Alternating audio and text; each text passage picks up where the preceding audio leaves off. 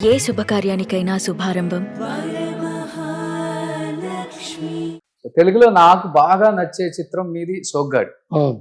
చాలా అద్భుతంగా ఉంటుంది. అవును. జై చిత్ర గారు, అవును. శోభన్ బాబు గారు. అవును. ఆ? అవును. సో మీకు బాగా నచ్చే సినిమా అంటే తెలుగులో ఒక టాప్ 5 లో మీరేం చెప్తారు మీరు తీసింది?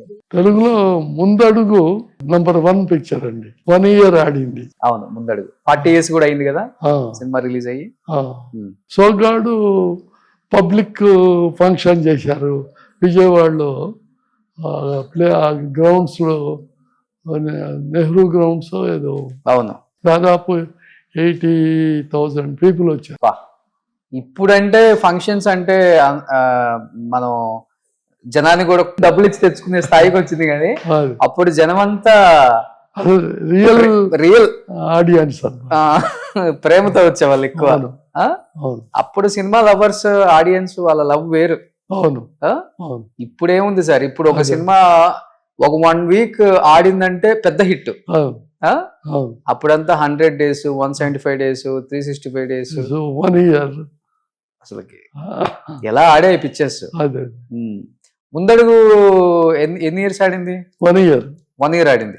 తెలుగు థియేటర్స్ అది నాకు తెలియదు. నేను హిందీ ముందడుగు చేస్తున్నప్పుడు ఫుల్ పేజ్ ఇది అడ్వర్టైజ్మెంట్ లేకపోతే పేపర్ వాళ్ళు వేసి ఓకే. రామానాయుడు గారు వచ్చి చూపించారు. సో ఎన్టీఆర్ గారితో ఎలా ఉండేది సార్ ఒక ఎక్స్పీరియన్స్? క్లోజ్ ఫ్రెండ్ లాగా ఉంటారు, ఒక సెంటిమెంట్ లాగా ఉంటారు, చాలా బాగా ఉండేది.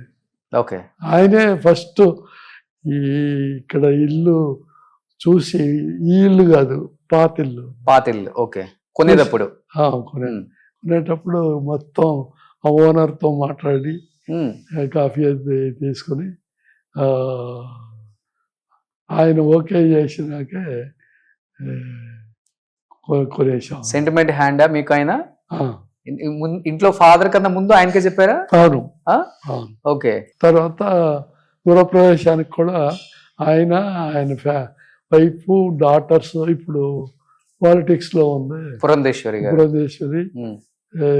చంద్రబాబు నాయుడు వైఫ్, పెళ్లి కాలేదు, వాళ్ళందరూ వచ్చారనమాట. ఓకే. సో అప్పుడంతా ఫ్యామిలీ ఆయనతో వర్క్ చేసే టెక్నీషియన్స్ కి మంచి వాల్యూ, గౌరవం. అవును. ఇంటికి వచ్చినా గానీ ఆ పద్ధతులంతా బాగుండేదంట, అలా నేర్పించారంట పిల్లలకి. ఆయన గాని బసవతారకం గారు గాని చెప్తూ ఉండేవారు అందరూ. అవును. మంచి మెమరబుల్ మూమెంట్స్ ఉన్నాయి అనమాట ఎన్టీఆర్ గారితో. సో ఒక గాడ్ ఫాదర్ లాగా మీకు. సో ఇల్లే అంత సెంటిమెంట్ గా ఆయన పిలిపించి నాన్నగారికి చూపించకుండా ఫస్ట్ ఆయనకి చూపించి ఆయన ఓకే అయిన తర్వాత కొన్నారు అంటే మీకు ఎంత ఇష్టమో ఆయన అంటే అర్థం అవుతుంది. కానీ మీ కాంబినేషన్ లో ఎదురులేని మనిషి చాలా అద్భుతంగా ఉంటుంది సార్. సో దాని గురించి ఏదైనా చెప్తారా? అందరూ భయపడ్డారంట కదా ఆ టైంలో, ఆ సినిమా తీసేటప్పుడు అందరూ భయపడ్డారు అన్న. అవును, అందరూ భయపడ్డారు. సరే, ఆయన మాత్రం ఇంటికి ఆ డ్రెస్ లో వెళ్ళినప్పుడు కూడా ఏంటి ఈ ఏజ్ లో ఈ డ్రెస్ ఏంటి అంటే, మన వాళ్ళు యంగ్స్టర్స్ వాళ్ళు తీస్తున్నారు, so let us do it అని చెప్పేసేవాళ్ళు. ఓకే. సో బసవతారకంగా డ్రెస్ చూసి అదిరిపోయారు. ఓకే. అందరూ ఇండస్ట్రీలో ఈయనేంటి, డాన్స్లు ఏంటి, సాంగ్స్ ఏంటి అని, పిక్చర్ ఫ్లాప్ అవుద్దని ఎక్స్పెక్ట్ చేశారు అన్నమాట. ఫాదర్ కూడా ఫోన్ చేసి, అరే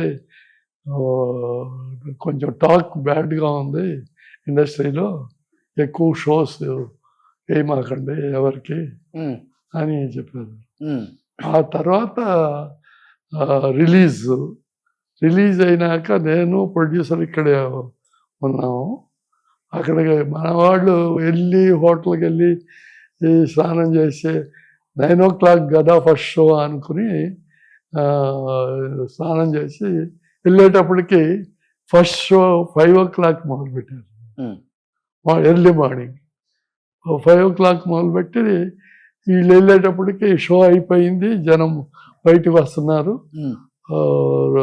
2 theaters సరిపడే మనుషులు క్యూలో నిలబడి ఉన్నారు. ఓకే. అట్లా 1 week బ్రహ్మాండంగా జరిగింది.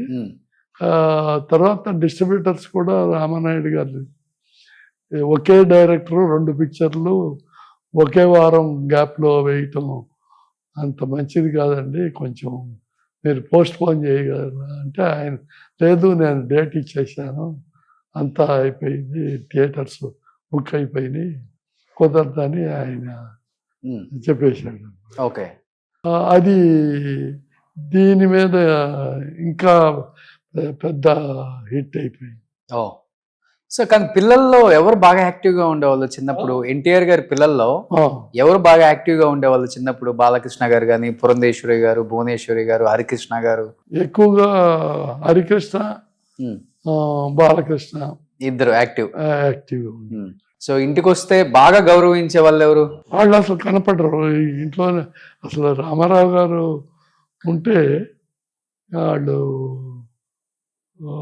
వాళ్ళు కాలేజెస్కి వెళ్ళండి, ఇంటి ఇల్లు సపరేట్ అన్నమాట. ఓకే. సార్ ఫుడ్ స్టైల్ ఎలా ఉండేది సార్ ఎన్టీఆర్ గారిది? చాలా మంది చెప్తారు ఆయన మార్నింగ్ ఆయన తెల్లవారుజామున ఫస్ట్ లేవంగానే రెగ్యులర్ గా ఉండే మార్నింగ్ ఇది చేసేసుకుని అప్పుడు ఎక్సర్సైజ్ చేసేవాడు. ఎక్సర్సైజ్ అయినాక 5 o'clock 4:30 వచ్చేసేవాడు. భోజనం డైరెక్ట్ గా ఒక కోడి చికెన్ చెప్పకూడదు. అదే ఆయన భోంచేసి కబడ్డీ అంతా రెడీ అయిన అంటే నాన్ వెజ్ తో తింటారంట మార్నింగ్ ఆయన. ఓకే. ఒక కోడి. ఓకే. సో అంటే ఈవినింగ్ వరకు ప్రోటీన్ ఎక్కువ ఉండాలి, యాక్టివ్గా ఉండాలని. ఆయన చేసే క్యారెక్టర్స్ కి ఆ మాత్రం ఉండాలి కదా సార్. ఆ తర్వాత మేకప్ ఇంట్లోనే చేయించుకునేవాడు.